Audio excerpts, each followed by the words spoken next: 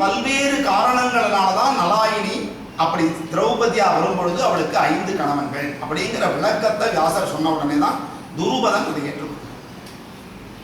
இல்லைன்னா இந்த மாதிரி ஒரு அதிசயம் நடக்க வேண்டிய அவசியம் இல்லை.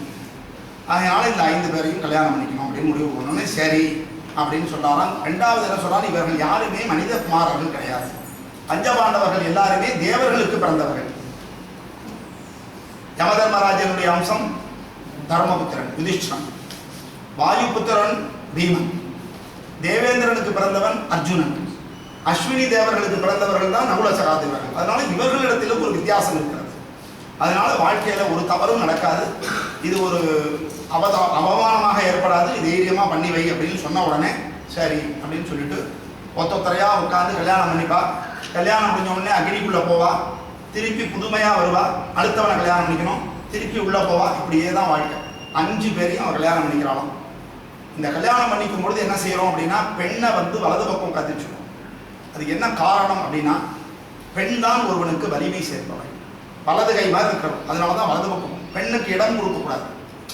அது இன்னொன்று சொல்லுவாங்க, இடம் கொடுத்தா அது மனத்தை பிடிக்கிறோம், அதனால இடம் கொடுக்காது. உண்மைதான் அது. பெண்கள் ஆண்களை விட அறிவுல முதிர்ந்தவர்கள். ஒரு 10 வயசு வித்தியாசம் வச்சுதான் முன்னாடி எல்லாம் கல்யாணமே பண்ணுவோம்.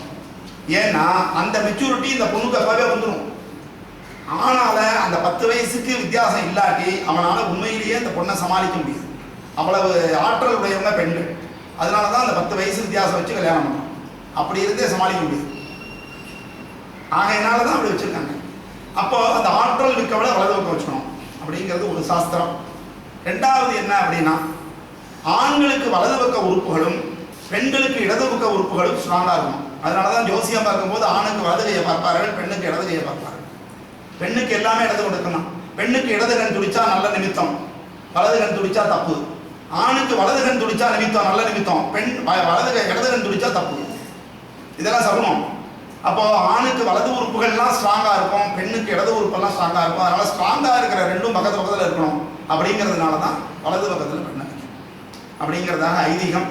அப்படி வச்சு இந்த திருமணம் சிறப்பாக நடந்தது அப்படின்னு சொல்லுவார்கள். அதுக்கப்புறமும் திருப்பி சண்டைக்கு வரானுங்க இந்த பசங்க. திருப்பி போய் ஆட்கள் எல்லாம் கூட்டிட்டு அவனால நம்பவே முடியல இப்படி ஆயிட்டேன்ட்டு. அதுக்கப்புறமா அந்த சண்டையிலையும் திருப்பி எல்லாருமே தோத்து போகிறார்கள். தோத்து போன உடனே என்ன ஆகிறது, அங்கே விஷயம் போகிறது திருதராஷ்டிரனுக்கு. சரி இப்போ இந்த கல்யாணத்திலேயே நம்மளை தோக்கடிச்சிட்டானுங்க, இனிமேல் சும்மா இருக்க மாட்டாங்க ஐயா, கிளம்பிடுவாங்க அப்படின்னு அவங்க முடிவு பண்ணி சரி இப்போ என்ன பண்ணலாம் அப்படின்னா சரி எப்படி இருந்தாலும் பாண்டுவுக்குன்னு ஒரு பங்கை நம்ம கொடுத்துடலாம், அவர்கள் புத்திரர்களுக்காக ஒரு ராஜ்யத்தை நம்ம பிரித்து கொடுத்துடலாம் அப்படின்னு முடிவு பண்ணாங்க. ஏன்னா இவங்க யுதிஷ்டிரன் இளவரசன் சொன்னதுனாலேயே வாரணாவதம் அனுப்பிச்சு க்ளோஸ் பண்ண பார்த்தானுங்க. திருப்பி திருப்பி இதே வேலையை பண்ணிட்டு இருந்தோம்னா கடைசி வரைக்கும் பஞ்சாயத்தாக தான் இருக்கும். அதனால எப்படியோ பாகம் பிரிச்சுடுவோம் அப்படின்னு முடிவு பண்ணார்கள் பெரியவர்கள் எல்லாம் சேர்ந்து கொண்டு. அதனால விதுரனை திருப்பி என்ன பண்ணுறார்கள், போய் நீ தூது போயிட்டு வா, போய் அவர்கள் எல்லாம் பாண்டவர்கள் எல்லாம் அஸ்தினாபுரத்துக்கு முறைப்படி அழைத்து கொண்டு வா அப்படின்னு கூப்பிடுகிறார்கள். சரின்னு சொன்னோம்னே அங்கே வந்தான் எல்லாருமே. வந்த உடனே என்ன பண்ணுகிறார்கள், திருதராஷ்டிரன் என்ன பண்ணுறான், உட்காந்து வச்சு தர்மபுத்திரனுக்கு அதாவது யுதிஷ்டிரனுக்கு பட்டம் சூட்டுறது. ஒரு ராஜ்யத்தை பிரித்து கொடுக்க போகிறாங்க. காண்டவ பிரஸ்தம் அப்படின்னு ஒரு ராஜ்யம் இருக்கு, அந்த காண்டவ பிரஸ்தத்தை கொடுத்துட்றேன் அப்படின்னு முடிவு பண்ணி அவர்கள் என்ன செய்கிறார்கள், அவனுக்கு பட்டாபிஷேகம் செய்து வைக்கிறார். பட்டாபிஷேகம் செஞ்சா அந்த ராஜ்யத்துக்கு அவன் ராஜா அப்படின்னு அர்த்தம். சரி பண்ணியாச்சு, எந்த ஏரியான்னு சொல்லியாச்சு. சரி நாங்கள் போகிறோம், அங்கே போய் நாங்கள் ராஜ்யத்தை ஸ்தாபிச்சுக்கிறோம் அப்படின்னு சொல்லிட்டு எல்லாம் கிளம்பி போகிறார்கள். யாரு, பஞ்சபாண்டவர்கள் எல்லாம் போகிறார்கள். கூட நம்முடைய கிருஷ்ண பரமாத்மாவும் சேர்ந்து போகிறார். வேணுன்ற முதல்ல வந்துடுவார். அந்த மாதிரி ஒரு எளிமையானவர் கிருஷ்ண பரமாத்மா, கூப்பிட்டாக்க ஓடி வந்துடுவார். அதனால என்ன பண்ணுறாராம், வந்தார். அங்கே போய் பார்த்தா அந்த இடம் எப்படி இருக்கு அப்படின்னா வெறும் பொட்டல் காடை, ஒரு தண்ணி இருக்கிற மாதிரி தெரியல, ஒரு வளங்கள் இல்லை, ஒரு மரம் செடி கொடி இல்லை, மக்கள் கிடையாது, வெறும் பாம்புகள் அலையக்கூடிய ஒரு பிரதேசமாக இருக்கு. அப்படிப்பட்ட ஒரு இடத்தை ரொம்ப தாராளமாக கொடுத்து இந்த ராஜ்யத்தை உனக்கு. ஒரு ஊரில் ஒரு அண்ணன் தம்பி இருந்தான். இந்த அண்ணன் தம்பி என்ன பண்ணான்னா, அண்ணன்காரன் கொஞ்சம் விஷமம், தம்பி பாவம் யதார்த்தமானவன். என்ன பண்ணான், தென்னந்தோப்பு இருந்தது. தம்பி நம்ம இந்த தென்னந்தோப்பை 2 பேரும் கரெக்டாக பிரிச்சுக்கலாம்டா, 2 பகுதியாக பிரிச்சுக்கலாம் அப்படின்னு அண்ணங்காரன். உடனே சரிங்க நான் சொல்லுங்க அப்படின்னாங்க.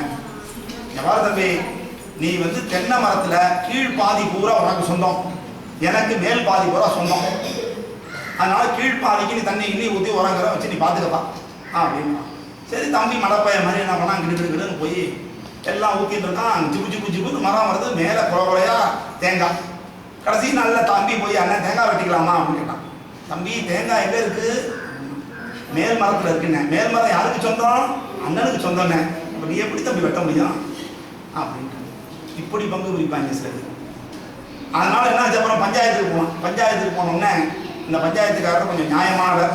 அதனால் சொல்லிட்டார், ரைட்டுப்பா நீ அண்ணன்ட்ட போய் சொல்லிவிடு, நான் வந்து என் பகுதியை நான் வெட்டிக்கிறேன்னு சொல்லிடு. கீழ்ப்பகுதியை வெட்டிட்டா என்ன மரமே விழுந்துடும் அப்படின்னு சொன்னோடனே அண்ணங்காரன் வழிக்கு வரான்னு சொல்லுவார். எதுக்கு சொல்ல வரேன், இப்படி பஞ்சாயத்து இருப்பான். அதுபோல ஒரு மட்டமான பகுதியை காண்டவ பிரசத்தை இவர்களுக்கு ஒதுக்கி கொடுத்து விட்டார்கள். ஆனாலும் கூட கிருஷ்ணர் இருக்கிறதுனால கவலை கிடையாது. கடவுள் நம்மோடு இருந்து விட்டால் எதை வேண்டுமானாலும் சாதித்து விடலாம். அதற்கெல்லாம் எக்ஸாம்பிள் மகாபாரதம் தான். அதனால அவர் கூடவே இருந்தாராம். வந்தார், பார்த்தார். உடனே விஸ்வகர்மா மயன் அப்படின்னு ஒருத்தர் இருக்கார். அந்த தேவ தச்சன்னு சொல்லுவாங்க. விஸ்வகர்மானா அதான் அர்த்தம். ஆசாரி வேலை செய்கிறவங்களுக்கு விஸ்வகர்மான்னு இன்னைக்கும் பேர் உண்டு. அவர்கள் தான் வந்து படைப்பாளிகள். அதனால அவர்களை கூப்பிடுறான். கூப்பிட்டு கிருஷ்ணரை சொல்றார், எப்பா இந்த இடத்துல ஒரு அருமையான நகரத்தை நீ நிர்மாணிச்சு. ஓவர் நைட் இம்மிடியட் ஆர்டர்ஸ் தான். உடனே அவன் என்ன பண்ணான், கடகடகடான்னு இப்படி கையை காட்டினா அங்கே வந்துடும். அந்த அளவுக்கு விருது செஞ்சு கொடுத்துட்டான். நல்ல இன்ஜினியர்கிட்ட இருக்கிற ஆட்கள் செஞ்சால் எப்படி இருக்கும் வேலை? 3 மாதத்தில் முடிக்கிற வேலையை 30 மாதம் ஆக்கலாம். 30 மாதத்தில் முடிக்கிற வேலையை 3 மாதத்தில் முடிக்கலாம். அதுபோல் இவன் நல்ல இன்ஜினியர் போல் இருக்கு. அதனால கிளீனாக முடிச்சு கொடுத்தாங்க. பிரம்மாண்டமாக இருக்கு. தேவேந்திரன்னு சொல்லிட்டான், நம்ம தேவேந்திர சபையை விட இது பிரம்மாண்டமாக இருக்கணும். என் பையனுக்கெல்லாம் இங்கே இருக்கான், அதனால நீ அந்த மாதிரி ஒரு சபையை ஏற்படுத்தி கொடுக்கணும் அப்படின்னு இந்திரன் சொல்லி உத்தரவு போட்ட உடனே ரொம்ப அருமையாக அதை செய்து முடித்தாங்களாம். விசித்திரமாக இருந்தது. நிறைய மாயா ஜாலங்கள்லாம் வச்சு அந்த சபையே ரொம்ப விசித்திரமாக இருக்கும். அதுதான் ஆபத்தாக வரப்பட்டது. அந்த மாதிரி ஒரு நிலைமை ஏற்பட்டது. அது எப்படி இருந்ததுதான், தேவேந்திரனுடைய அமராவதி பட்டணத்தை விட விசேஷமாக இருக்கு. தேவேந்திரனுடைய அமராவதி பட்டணத்தை விட விசேஷம், குபேரனுடைய அழகாபுரியை விட விசேஷமாக அப்படிப்பட்டது. ஆகையினால இந்த இந்திரனே தலையிட்டு அதை செய்து கொடுத்ததனாலே அந்த காண்டவ பிரஸ்தம் இப்பொழுது அழகு மிக்கதாக மாறிவிட்டது. அதற்கு பெயர் இந்திரபிரஸ்தம் என்று வைத்தார். அதுக்கு பேர் இந்திரபிரஸ்தம் அப்படின்னு பெயர் வைத்தார்கள். அதற்கு இவர்கள் ராஜாவாக மாறிவிட்டார்கள். நல்லா நடந்து கொண்டிருக்கிறது. எல்லாம் நகர பிரவேசம்லாம் நடக்கிறது. அரண்மனையை போய் பார்க்கிறார்கள். அங்கே எப்படிப்பட்ட வாசனைலாம் வருது அப்படின்னாக்க, சந்தனம், அதை சந்தன புகை வருகிறது. கரும்பு பாகு காய்ச்சறார்கள், அந்த புகை வருகிறது. சமையல் செய்கிறதுனால வரக்கூடிய புகை வருகிறது. வேள்வி செய்கிறார்கள், அந்த புகை வருகிறது. இதை தவிர பஸ்ஸு, ஆட்டோ, போலி, இது ஃபேக்ட்ரி, வேற புகைப்பிடித்தல், இந்த புகையெல்லாம் கிடையாது. எந்த புகை நமக்கு நல்லது, எந்த புகை நமக்கு கெட்டதுங்கிறத மகாபாரதம் சொல்லுது. இன்னைக்கு நமக்கு உழவு யார் பொல்யூஷன் ஆகிறதுன்னு சொன்னால் இதெல்லாம் தான் காரணம். ஆகையினால இப்படி இருக்கு. அதுக்கப்புறம் பார்த்தாக்கா அங்கேருந்து நாரதர் வருகிறார். இவங்களுக்கெல்லாம் ஒரு சந்தேகம் வந்து விடுகிறது. என்னதான் இருந்தாலும் ஒரு மனைவி 5 கணவர்கள்ங்கிற பொழுது எப்படி வாழ்க்கை நடத்துவது? ரொம்ப தர்ம சங்கடமான ஒரு சூழ்நிலையாக போயிடுமே. இதற்கு ஏதாவது ஒரு ஒழுங்குமுறையை நம்ம வச்சுட்டாதான் வாழ்க்கையில பிரச்சனை வராது அப்படின்னு அவர்கள் முடிவு செய்கிறார்கள். அப்பொழுது அவர் ஒரு உத்தரவு போடுகிறாராம், ஒருவர் ஓராண்டுக்கு அவரோட கணவன் மனைவியாக வாழ வேண்டும், அடுத்த வருஷம் அடுத்தவர் வாழ வேண்டும். அப்படி வாழும் பொழுது, ஒருவர் வாழும் பொழுது மற்றவர்கள் அவரை வந்து அந்த உறவை வச்சு பார்க்கக்கூடாது, மனைவியாக நினைக்கக்கூடாது. இப்போ தர்மபுத்திரனோட திரௌபதி வாழும்போது மற்றவர்களுக்கெல்லாம் அவன் அண்ணி ஆகிடுவான். அது மாதிரி அவர்கள் நினைக்கணும் அப்படிங்கிறது நினைச்சு வாழுங்க. ரெண்டாவது என்னன்னா, அப்படி யாரோடு வாழுகிறாளோ அப்பொழுது வேற யாராவது அவர்கள் அறைக்கு நீங்கள் செல்லக்கூடிய ஒரு சூழ்நிலை ஏற்பட்டு விடுகிறது அப்படின்னு சொன்னால் நீங்கள் அந்த பாவத்தை போக்குவதற்காக தீர்த்த யாத்திரை போக வேண்டும். இப்படின்னு ஒரு ரூல்ஸ் வச்சுக்கோங்க அப்படின்னு சொல்லுங்க. அப்படி நியமங்கள் இருந்தால் தான் வாழ்க்கையை ஒழுங்காக வாழ முடியும். அப்படின்னு இப்போ நமக்கே ஸ்கூலில் ஒரு டைம் டேபிள் போட்டுக்கிறோம். 5 டீச்சர் இருக்காங்கன்னா ஒரு கிளாஸுக்கு 5 டீச்சர் போகிறச்சா என்ன செய்யறோம்? நீ இந்த கிளாஸுக்கு போமா, இந்த கிளாஸுக்கு போமா, டைம் டேபிள். யார் வேணா இந்த கிளாஸுக்கு வேணா, எப்போ வேணா போனால் எப்படி முடியும்? அதுபோல் இவர்கள் அந்த மாதிரி ஒரு யுக்தியை சொன்னோடனே சரின்னு ஏற்றுக்கொள்கிறார்களாம். அந்த ஒவ்வொரு ஆண்டு முடிஞ்ச உடனே திருப்பி அவள் அக்னி பிரவேசம் செய்வாள், திருப்பி புதுமையாக அவள் மாறிடுவா. அந்த மாதிரி ஒரு வழக்கம் இருந்தது. அதாவது இது நடந்ததுனால நடந்ததை நம்ம சொல்கிறோம். இது எப்படி ஏற்றுக்கிறோங்கிறது நம்ம முக்கியம் இல்லை. நடந்ததான் ஏற்றுக்கணும். பாகக்கா கசக்கும்னா கசக்கத்தான் செய்யும். இதை மாற்றி நம்மளா சொந்த கதையெல்லாம் சொல்ல முடியாது.